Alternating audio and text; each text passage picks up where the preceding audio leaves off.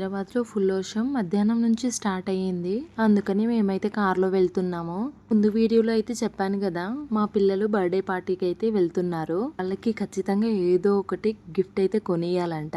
అయితే ఫస్ట్ వెళ్ళండి, నేను తర్వాత తీసుకొస్తానని వాళ్ళ డాడీ అంటే, బుజ్జి బేట అయితే అస్సలు మాట వినట్లేదు.